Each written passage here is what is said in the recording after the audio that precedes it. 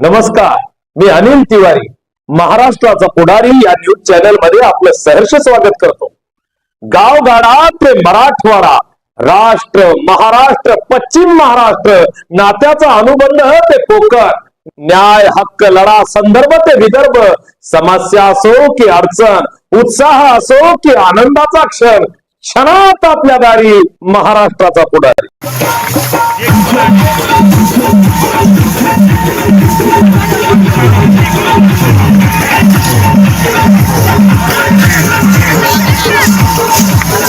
साहेबांसाठी जोरदार टाळ्या पाहिजे। तुमच्या साहेबांच्या जल्लोषामध्ये स्वागत करायचंय।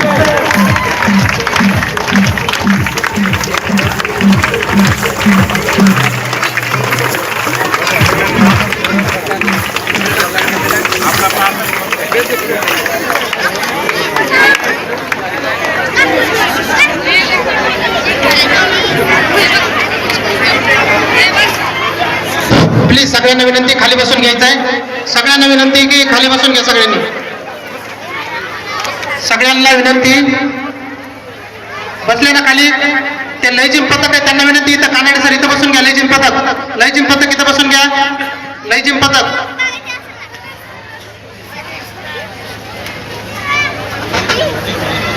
विद्यार्थ्यांना रेडीत ना सगळे? तुम्हाला कुणाला पाहण्याची इच्छा होती? बीड जिल्ह्याचे पोलीस अधीक्षक सिंगम साहेब, नवनीतजी कावत साहेब यांना पाहण्याची इच्छा होती की नव्हती तुमची? आमच्या साहेब शाळेतल्या प्रत्येक विद्यार्थ्यांनी तुम्हाला भेटण्याची इच्छा दर्शवली होती, म्हणून तुम्हाला आम्ही विनंती करण्यासाठी आलो होतो। आणि साहेबांनी आपल्या सर्वांच्या विनंतीला मान देऊन वेळेत वेळ काढून, अतिशय महत्वाचा वेळ असताना देखील साहेबांनी आपल्याला वेळ दिलेला आहे। एकदा साहेबांसाठी जोरदार टाळ्या। या ठिकाणी बीड जिल्ह्याचे पोलीस अधीक्षक भल्या भल्यांना घाम फोडणारे, बीड जिल्ह्यातल्याच गुंडगिरीला आळा न बसवता महाराष्ट्रामध्ये ज्यांच्या कामाची छाप आहे, भल्या भल्यांना नीट करणारा अधिकारी, बीडचा उगवता सूर्य म्हणजे नवनीतजी कावत साहेब यांना प्रथमतः शाळेच्या वतीने मी सलाम व्यक्त करतो। मी आदरणीय साहेबांचं स्वागत करण्यासाठी या संस्थेचे सचिव सन्मान्य गोरक्षनाथ अण्णा राठोड साहेब यांना विनंती करतो, साहेबांचं स्वागत करावं आपण।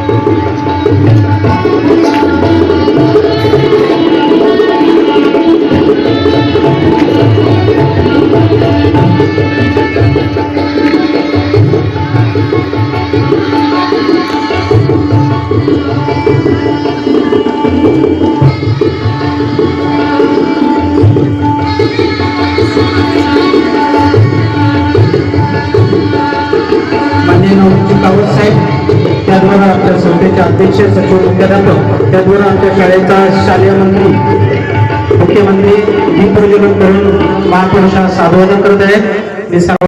माजी विद्यार्थी, सध्याचे विद्यार्थी सगळ्यांना माझा साप्रेम नमस्कार।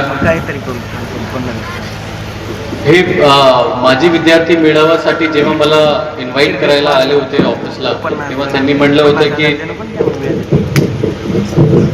सगळे जे स्टुडंट्स आहे हे विद्यालयातून ते वेगवेगळे ठिकाणी तुम्ही पोहोचलेले असेल, कोणी नोकरीला असेल, कोणी दुसरे पदवर असेल, आणि ते सगळे आपल्या देशाची वेगवेगळे पदावर ते सेवा करत आहे. आणि एक साईड आहे आपला स्टुडंटवर जो आता आपला जो जर्नी आहे करिअरची, आपली पढाईची, ती सुरुवात करत आहे. हे सगळ्यांना बघून ॲक्च्युली मन खूपच आनंद वाटते, बिकॉज स्कूलची जो लाईफ आहे, आपली शाळाची जो लाईफ आहे, तो आपण म्हणलं तर खूपच इम्पॉर्टंट आणि खूपच आनंददायी लाईफ असते. इथे तुमच्याकडे कुठल्याही प्रकारची रिस्पॉन्सिबिलिटी नाही. तुमच्याकडे फक्त एकच एम आहे, अभ्यास आणि तुमच्या घरवर तुमच्या आई वडिलांचं लक्ष.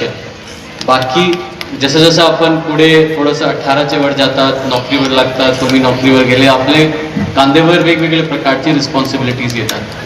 पण हा जो लाईफ आहे तुमची शाळेमध्ये, ते तुमची जिंदगीचं सगळ्यात इम्पॉर्टंट क्षण आहे.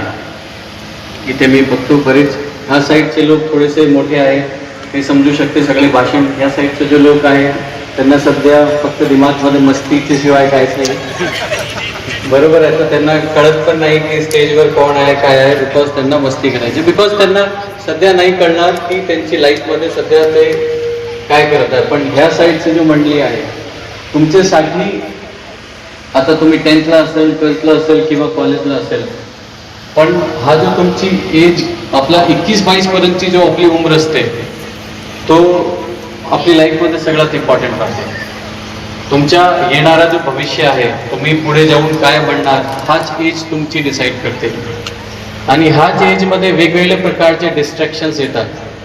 कधी आपल्याला सोशल मीडियाची सवय लागते, कधी इंस्टाग्रामची सवय लागते, कधी फेसबुकची सवय लागते, कधी व्हिडिओज बघून काय वेगळा आपला दिमाग करप्ट होतो. ह्या ज्या एज आहे तुमची 21-22 पर्यंत, प्रत्येकाच्या मनामनातील मातीच्या कणाकणातील आपल्या व आपल्या हक्काची ललकारी महाराष्ट्राचा पुढारी पाहण्यास विसरू नका.